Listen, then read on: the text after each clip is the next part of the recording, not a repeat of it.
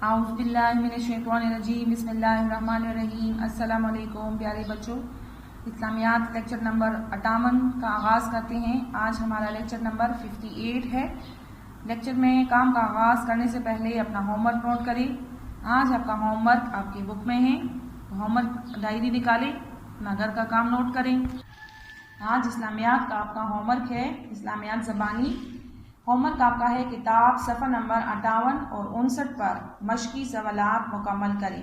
किताब सफ़ा नंबर 58 और 59 पर मशकी सवालात मुकम्मल करें। ठीक है, सफ़ा नंबर 58 पर आपको होमवर्क मिला है। आज पर उस पर लिखें, आज की तारीख लिखें, घर का काम लिखें। 21 मई में आपको सवालात समझा दूँ। ये दुआएं हम पढ़ चुके हैं। नीचे दी गई दुआओं को दुरुस्त तस्वीरों के साथ मिलाएं। सामने उसकी तस्वीर बनी हुई है। ठीक है, बच्चा जो है वो प्लेट से खाना खा रहा है, पानी ढाम के रखा हुआ है। बच्चे ने प्लेट साफ की है खाने के बाद और खूब पेट भर कर खाना खा रहा है। ठीक है, तो यहाँ पर आप लोग देखें कि आप लोगों को कहा है कि तस्वीर के साथ दुआएं आपको दी है, करेक्ट तस्वीर के साथ इसको मिलानी है। ठीक है, यहाँ पे देखिए तो खाना शुरू कर रहा है, यहाँ पे इसने थोड़ा सा खाना खाया है। ठीक है, यहाँ पे इससे बिल्कुल खाना ख़त्म किया है। ठीक है, तो यहाँ पे आपसे कहा है कि तस्वीर के साथ उसको मिलाना है दुआ को। ठीक है, पहली दुआ है अल्हम्दुलिल्लाहिल्लज़ी अतअमना व सक़ाना व जअलना मिनल मुस्लिमीन। ये दुआ जो है कौन सी दुआ है? खाना ख़त्म करने की दुआ। अब इन तस्वीर में आप देखें कि किस बच्चे ने खाना ख़त्म किया है, कौन सी तस्वीर में खाना ख़त्म हुआ है, तो आपने उसके साथ मिलाना है। दूसरी दुआ है बिस्मिल्लाहि अव्वलहु व आखिरुहु। ये कौन सी दुआ है? खाने के दरमियान की दुआ। तो अब ये देखें कि यहाँ पे दरमियान में कौन सा तस्वीर जो है, कौन सी में दरमियान में बच्चा खा रहा है। ठीक है ना, खाने के दरमियान तक पहुँच चुका है। ठीक है, फिर है बिस्मिल्लाहि अव्वलहु बिस्मिल्लाहि व अला बरकतिल्लाह। ठीक है, अब खाने की शुरू करने की दुआ है, तो इन्हीं में से आप लोगों ने इसको ढूंढ के निकालना है, तस्वीर के साथ दुआ को मैच करना है। यहाँ पे है अल्लाहुम्मा बारिक लना फीहि व ज़िदना मिनहु। यहाँ पे दूध पीने की दुआ है, तो यहाँ पे दूध कौन से में पड़ा है, तो आप लोगों ने इसको मिलाना है। सफ़ा नंबर 59 पर आप देखें 59 पेज पे, उस पर भी आज की तारीख लिखें। नीचे दी गई दुआओं के बारे में बताएं कि यह कब पढ़ी जाती है। ठीक है, यहाँ पे तस्वीर में हमने तस्वीर के साथ मिलाया, उसी तरह आपने इसके सामने एक जुमला लिखना है, बिस्मिल्लाहि अव्वलहु आखिरुहु। ये कौन सी दुआ है, कब पढ़ी जाती है? दरमियान में पढ़ी जाती है, शुरू में पढ़ी जाती है या आखिर में पढ़ी जाती है, तो आपने इसके सामने लिखना है बिस्मिल्लाहि व अला बरकतिल्लाह। ये दुआ कब पढ़ी जाती है? खाने की शुरू में, दरमियान में या आखिर में, इसके सामने आपने लिखना है। अल्लाहुम्मा बारिक लना फीहि व ज़िदना मिनहु। ये कौन सी दुआ है, किस वक्त पढ़ी जाती है? पानी पीने के लिए या दूध पीने के लिए या कौन सी मशरूब के लिए ये दुआ पढ़ी जाती है, आपने इसके सामने लिखना है। ठीक है, फिर दूसरी तस्वीर है, तस्वीर में रंग भरे बताएं कि बच्चे को कौन सी दुआ पढ़नी चाहिए। अब बच्चा खाना शुरू कर रहा है। ठीक है, प्लेट भरी हुई है, इसका मतलब है खाने के लिए बच्चा अभी बैठा है, उसने निकाया नहीं है, तो खाने के शुरू में बच्चे को कौन सी दुआ पढ़नी चाहिए वो यहाँ पे लिखें। और तस्वीर में रंग भरे, तस्वीर बच्चे मैंने आपके लिए कलर किया है, थोड़ा सा आप इसे प्यारा प्यारा कलर करें। ठीक है, तो ये 3 सवालात है, ये आपका घर का काम है। ठीक है, ये दुआएं हम पढ़ चुकी हैं, खाना शुरू करने की दुआ, दरमियान की दुआ और खाना ख़त्म करने की दुआ। आपने सिर्फ इसके सामने लिखना है।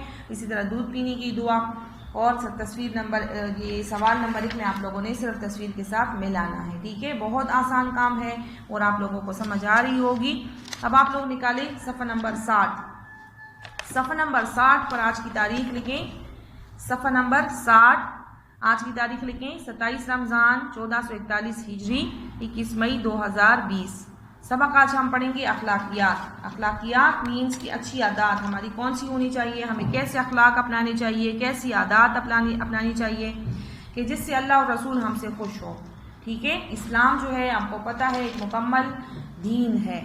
इसमें इंसान की, मुसलमान की ज़िंदगी के हर पहलू को सामने रख कर उस पर उसके बारे में रहनुमाई दी गई है, रहनुमाई मिलती है।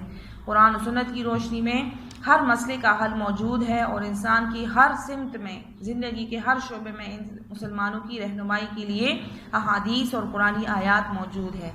ठीक है, तो हमें इसमें बताया गया है कि किस तरह हम अच्छी आदत, अखलाकियात अपनी किस तरह अच्छी बना सकते हैं। ठीक है, लोगों से मिलना जुलना, रहन सहन, अखलाकियात में सारा आता है कि हमारे अखलाक कैसे होने चाहिए, हमें कैसी आदत अपनानी चाहिए और कैसी आदत को छोड़ना चाहिए।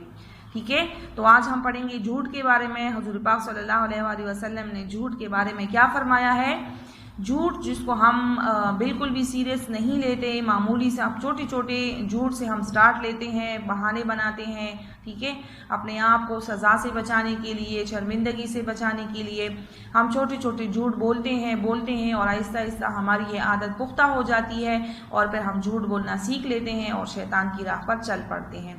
تو جھوٹ بولنا تمام فسادات کی جڑ ہے، جتنی بھی خرابیاں ہیں، جتنی بھی برائیاں ہیں، تو ان ساری برائیوں کی جڑ جو ہے وہ جھوٹ ہے، ٹھیک ہے۔ انسان جب جھوٹ بولنا سیکھ لیتا ہے تو اس کے لیے ہر گناہ، ہر برائی کرنا آسان ہو جاتا ہے، ٹھیک ہے۔ تو حضور پاک صلی اللہ علیہ وسلم نے، ہمارے پیارے نبی صلی اللہ علیہ وآلہ وسلم نے جھوٹ بولنے سے سختی سے منع فرمایا ہے۔ اسی طرح اسلام میں، قرآن مجید میں بھی جھوٹ بولنے کی نہ بولنے کی بار بار تاکید آئی ہے کہ جھوٹ سے بچا جائے، ٹھیک ہے نا۔ اللہ تعالیٰ کو جھوٹ بولنا اور جھوٹ بولنے والے سے سخت نفرت ہے، ٹھیک ہے۔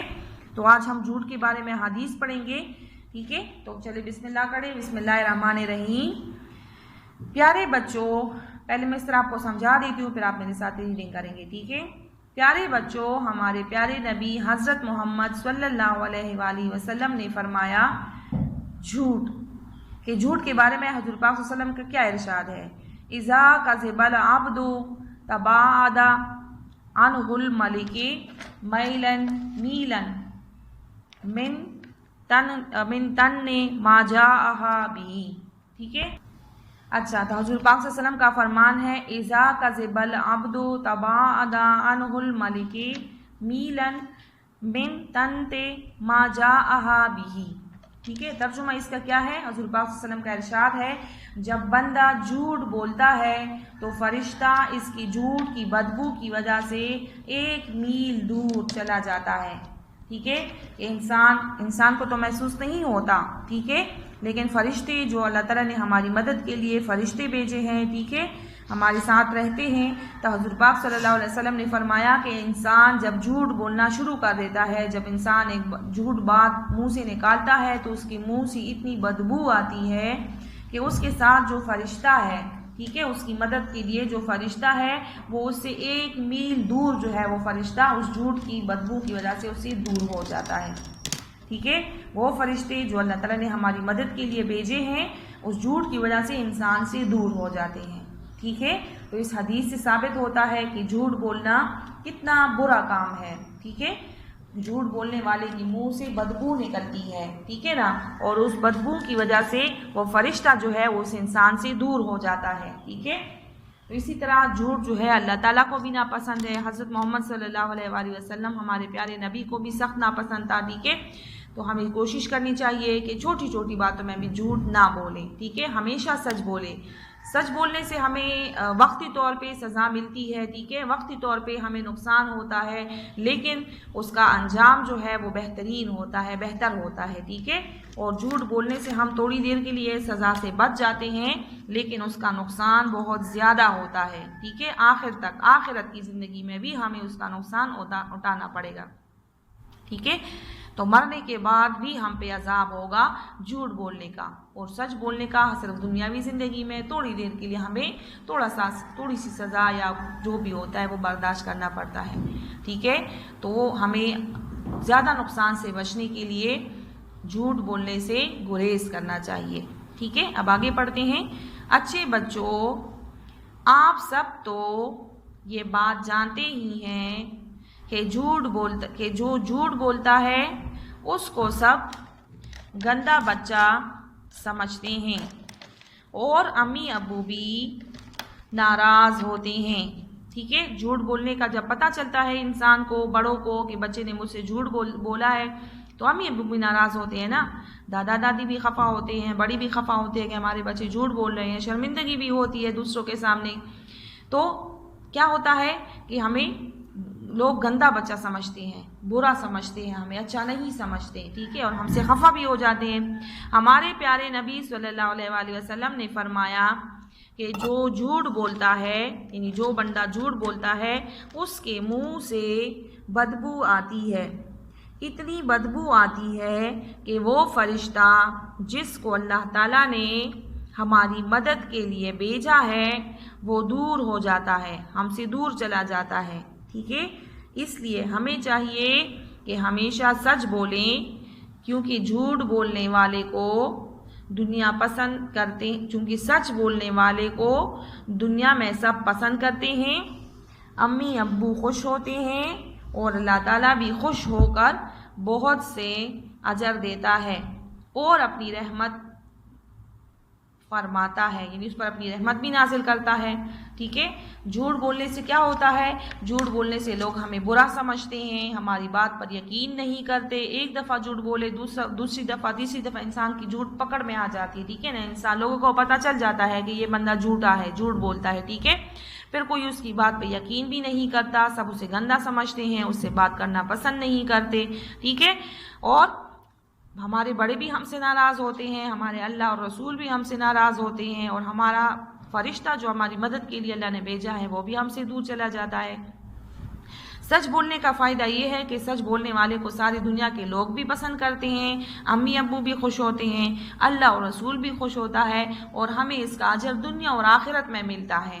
دنیا میں بھی ہمیں اس کا فائدہ ملتا ہے اور آخرت میں بھی، مرنے کے بعد بھی ہمیں اس کا فائدہ ملے گا. ٹھیک ہے. اور اللہ تعالیٰ جو ہے سچ بولنے والے پر اپنی رحمت بھی نازل فرماتا ہے. ٹھیک ہے.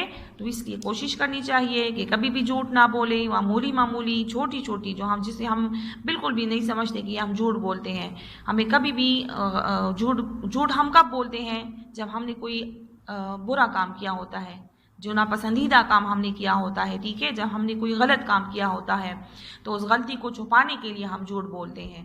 ٹھیک ہے. تو ہمیں کبھی بھی اپنی غلطی کو چھپانے کے لیے جھوٹ نہیں بولنا چاہیے. بڑوں کے سامنے ہمیشہ اعتراف کرنا چاہیے کہ مجھ سے یہ غلطی ہو گئی ہے، آئندہ اس طرح کی غلطی نہیں ہوگی. تو یقیناً لوگ آپ کو پسند بھی کریں گے اور آپ کی غلطی بھی معاف کریں گے. ٹھیک ہے. تو آج کے بعد کوشش کریں گے کہ کبھی بھی جھوٹ نہ بولیں. ٹھیک ہے. ہمیشہ سچ بولیں گے اور دنیا اور آخرت میں کامیاب ہوں گے. ٹھیک ہے.